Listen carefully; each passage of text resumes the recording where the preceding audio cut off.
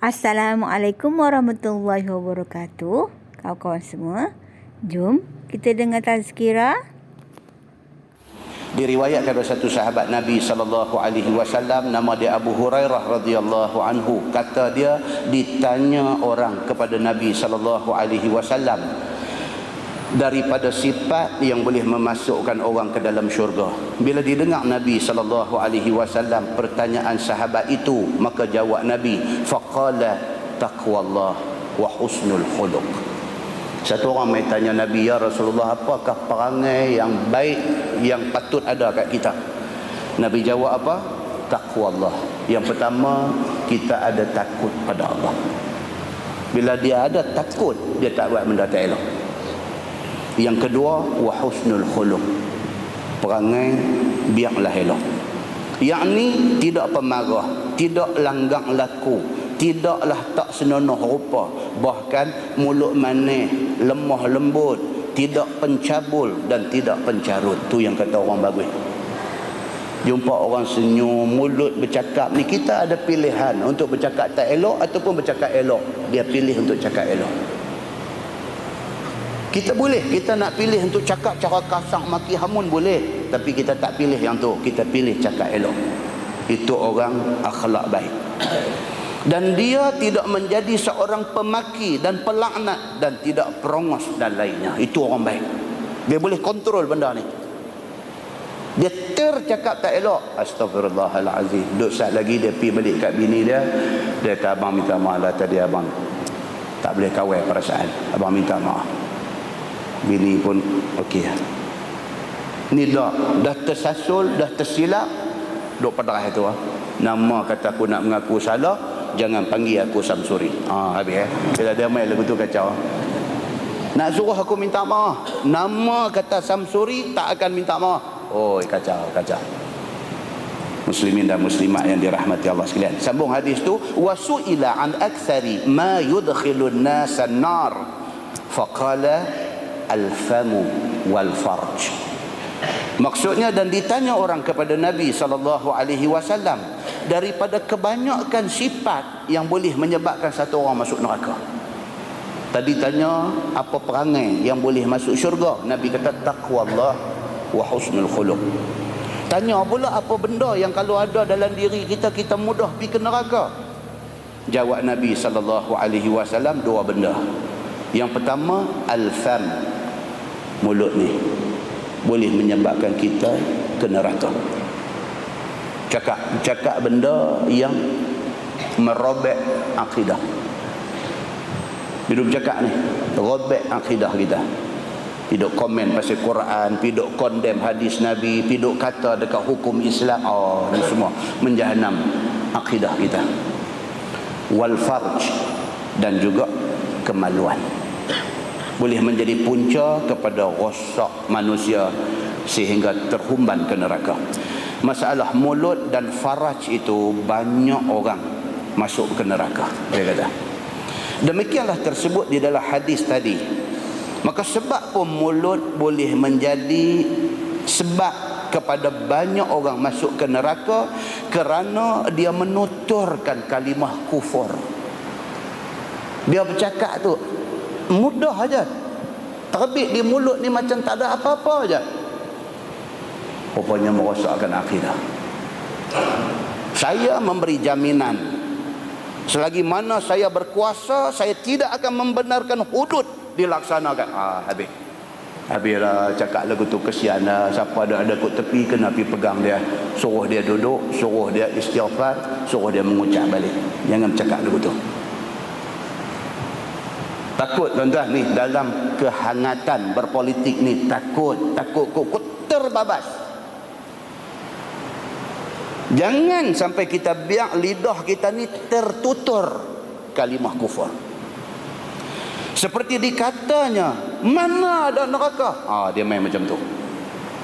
Ni pedok pederai orang cekang ni, orang tengok cekang ni, orang lihat ni. Neraka duk main macam tu. Orang duk bercakap lah ni pasal orang nak hantar satelit, dia duk bercakap surga neraka. Oi, jangan tuan-tuan, jangan. Orang dengar seram bulu rumah. Bukan pasal apa? Pasal takut tengok dia, tak takut ke Tuhan. Kita ni takut tengok dia, tak takut ke Tuhan tu. Maka kalimah kufur contohnya dia kata apa? Mana ada neraka? Siapa kata dunia ni nak kiamat? Ni contoh-contoh dalam kitab ni. Dia kata kejar. Apa duk cerita pasal kiamat apa? Kejar. Kalau tak kejar nak makan apa? Bagilah nak suruh orang tu kejar. Tapi yang lebih rawit pasal kiamat ni pasal apa? Pening tuan-tuan orang macam ni. Tidak runtuh dan tidak akan binasa dunia ni selama-lamanya. Bahkan bila kita mati, kita jadi tanah saja. Habis cerita. Cakap macam tu. Entah kita duk baca Quran malam jemaat, Tuhan kata apa dalam Quran? Wa daraba lana mathalan wa nasiya khalqah. Qala man yuhyi al-'izam wa hiya ramim. Itu ayat tu. Wa daraba lana mathalan. Ni geng-geng yang angkuh sombong bantah ni, depa buat perumpamaan kepada Allah Subhanahu wa taala, wan nasiya khalqah, dalam keadaan dia lupa asal kejadian dia. Dia terlupa. Dia duk cakap angkuh dengan Tuhan ni, dia terlupa kata dia berasal daripada air mani yang hina. Dia terlupa. Dia lupa kata dia tu pun Tuhan bagi jadi. Dia lupa kata dia hidup ni boleh duk menyangwa, boleh duk menapas, boleh duk tarik keluar napas ni atas izin Tuhan. Dia lupa.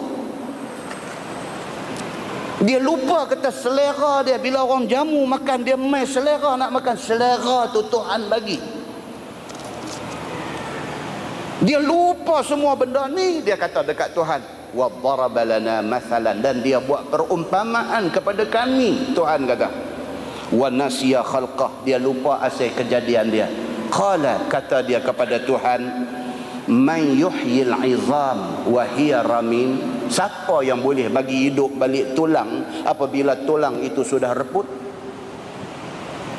Dia pi hantar jenazah dikubur, korek liang nak tanam orang mati ni, dia jumpa tulang mayat yang lama punya.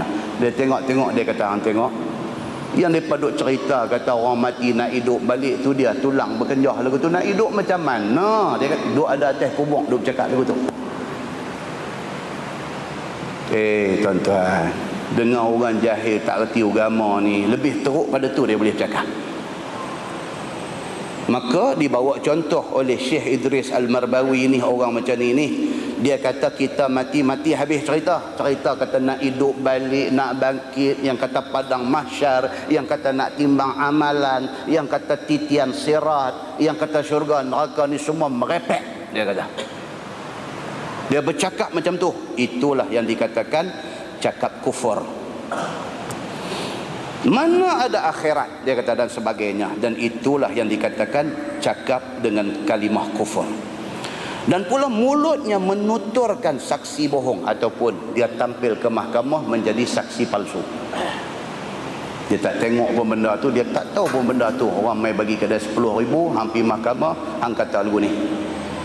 Tulislah atas tu, baca, hang faham tak? Pi mahkamah tu siapa kata apa kat hang cakap macam ni. Dia kata berapa bagi? 10. Dia kata mana cukup, tambah sikit lagi. Kau ni kata okey lah, bagi 11, tambah 1,000 ya, bagi mai 25,000, aku pergi buat.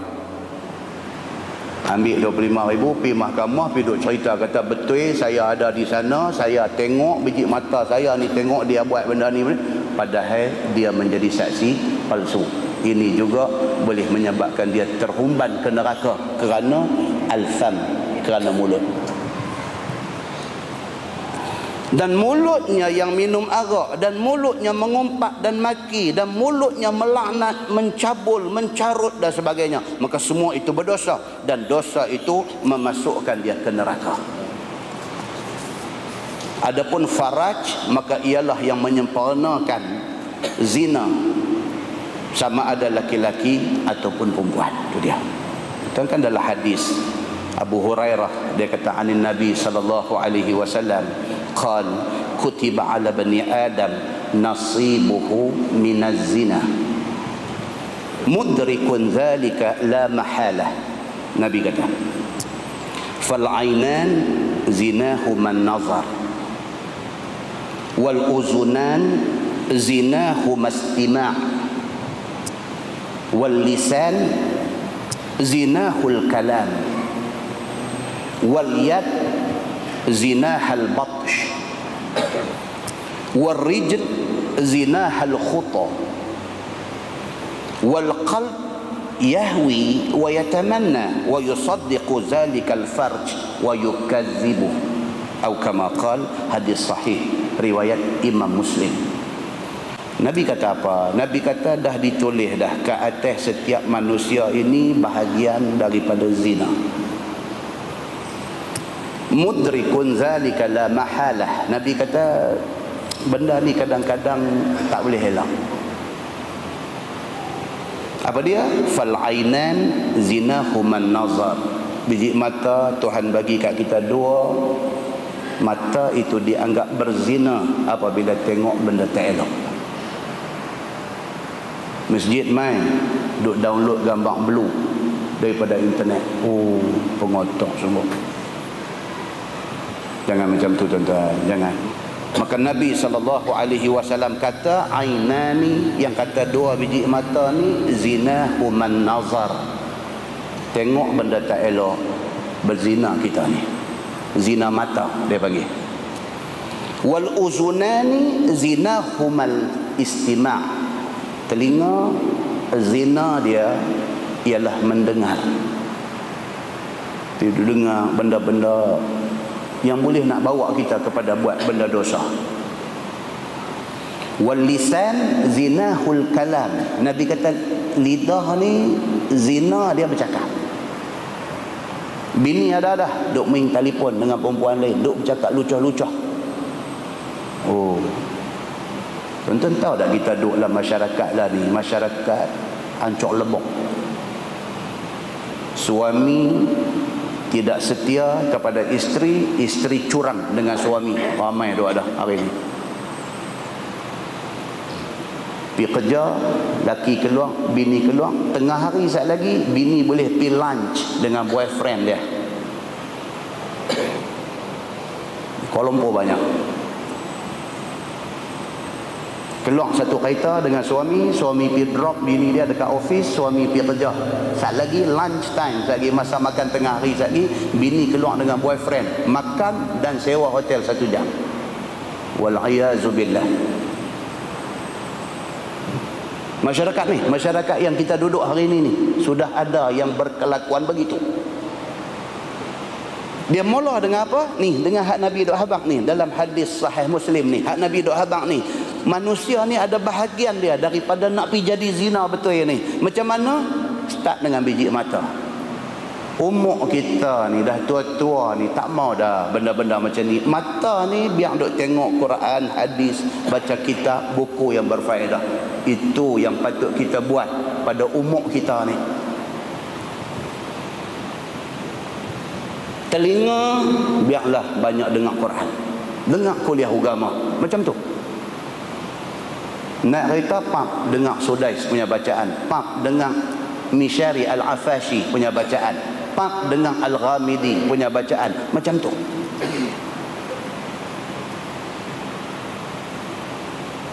Nabi kata wal lisan zinahul kalam. Mulut cakap benda elok, dengan anak, dengan bini, dengan apa, cakap elok.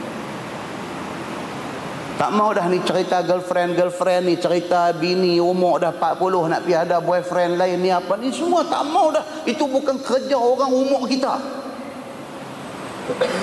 Dulu kita dah buat benda tu. Sudah. Enough is enough. Wal yad zinahal batsh. Nabi kata tangan zina dia meraba. Melarat ni, dia duduk melarat. Tadi bercakap saja telefon, bila jumpa garpu berjalan. Warijlu zinahal khuta. Kaki zina dia apa? Melangkah ke tempat nak buat dosa.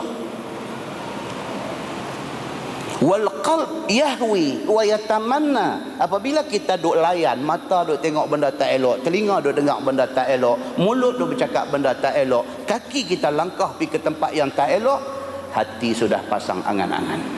Nabi kata, hati sudah pasang angan-angan. Wa yusaddiqu zalikal farj. Ketika itu kemaluan mengiyakan perkara itu, maka berlakulah zina betul. Tuan-tuan, Nabi SAW habaq cukup cantik dekat kita benda ni. Maka kata dalam kitab tu, diseksa laki-laki kerana farajnya, yakni kerana zakarnya yang berzina, dan diseksa perempuan kerana perempuan itu farajnya berzina. Dan pada masa kita ini, kata penulis kitab ni, dan pada masa kita ini, yakni di dalam abad yang ke-14 Hijriah ini, terang dan nyata tersiar zina itu segenap ceruk negeri, dusun dan benua yang besar. Ni dia tulis kitab ni 60 tahun dulu. 60 tahun dulu dia kata sudah menggejala benda ni. Lah ni lagi teruk. Lah ni lagi teruk. Kajian buat di sebelah Kuala Lumpur, Selangor apa semua ni, satu badan bebas buat kajian. Mereka ambil responden, budak-budak perempuan umur sekolah menengah. Daripada bilangan responden yang mereka ambil, pergi soal tanya ni, siapa yang pernah buat seks sebelum nikah? 90% pernah buat. Tu nak abang kata teruk dia sampai macam tu. Sekolah kampung, tuan-tuan, sekolah kampung ni cikgu disiplin hari ni sampai kena tambah lagi satu lagi pemeriksaan kepada pelajar perempuan ni, cek tengkok. Dan cek ni tak boleh buat every Monday, tidak boleh buat pada tiap-tiap hari Isnin masa perhimpunan pagi, pasal mereka tahu dah cek ni kena buat at random, tak tahu bila. Dalam seminggu ni bila nak buat tak tahu. Panggil budak perempuan semua line up, suruh beratok ni, cikgu perempuan cek, panggil mai angkat tudung. Semua pakai tudung, angkat-angkat merah tani, bekas gigi sitora pun ada lagi. Allahu akbar, tuan-tuan. Takut tuan kita dengar cerita ni dia naik seram sejuk. Pasal apa? Pasal kita ada anak dalam masyarakat.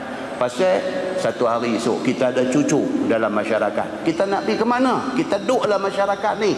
Mau tak mau kita kena berhempas pulas bagi masyarakat jadi elok. Muslimin dan muslimat yang dirahmati Allah sekalian. Dan dia kata hanya Makkah dan Madinah sahaja yang terpelihara, yakni yang dipelihara Allah Subhanahu wa taala daripada adanya tempat sundal ini. Penulis kitab ni tulis. Lah dia tinggal Mekah Madinah aja yang Allah protek tak jadi benda ni.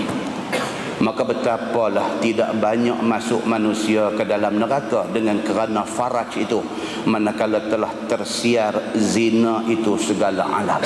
Dia kata kalau sampai macam ni punya teruk keadaan hari ni, macam manalah apa hak Nabi kata tu tak jadi kebenaran. Barang kiranya dipelihara Allah Subhanahu wa taala ke atas hamba-hambanya yang saleh ini. Amin. Penulis kitab ni kata. Nah, wallahu a'lam. Kita berhenti tu.